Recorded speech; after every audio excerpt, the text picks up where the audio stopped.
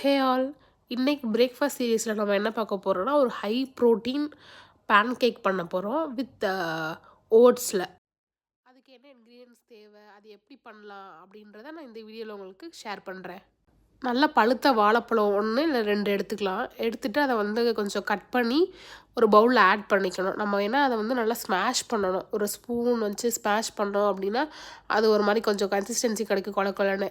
So அதுதான் இப்போது நமக்கு தேவை.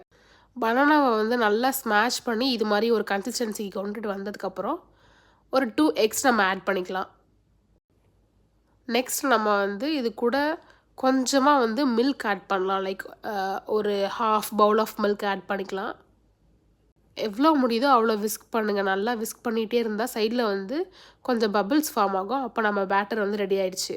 ஸ்வீட்னஸ்க்காக இது கூட வந்து ஒரு 4 டேட்ஸ் வந்து நான் ஆட் பண்ணியிருக்கேன். ஸோ வாஷ் பண்ணிவிட்டு அதை ஆட் பண்ணிக்கலாம். ஹனி வேணும்னா ஹனி கூட ஆட் பண்ணிக்கலாம், ஆப்ஷனல் தான். அப்புறம் ஒரு கப் ஆஃப் ஓட்ஸ் ஆட் பண்ணணும்.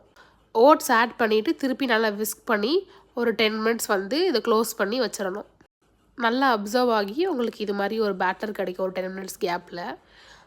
தோசை தவாவை வந்து நம்ம சிம்மரில் வச்சுட்டு கொஞ்சமாக அதில் கீ ஸ்ப்ரெட் பண்ணிவிட்டு ஒரு 2 கரண்டி வந்து பேட்டர் போட்டோம் அப்படின்னா இது மாதிரி போடணும். போட்டுட்டு கொஞ்சமாக கீ ஸ்ப்ரெட் பண்ணிவிட்டு கொஞ்சம் வெயிட் பண்ணுங்கள். அதுக்கப்புறம் இதை திருப்பி போடுங்க. போட்டுட்டு 2 சைடு வெந்ததுக்கப்புறம் இதை எடுத்துகிட்டு ஹனி வேணும்னா ஹனி ஸ்ப்ரெட் பண்ணிக்கலாம். இது வந்து ஒரு நல்ல ஹை ப்ரோட்டீன் பிரேக்ஃபாஸ்ட்.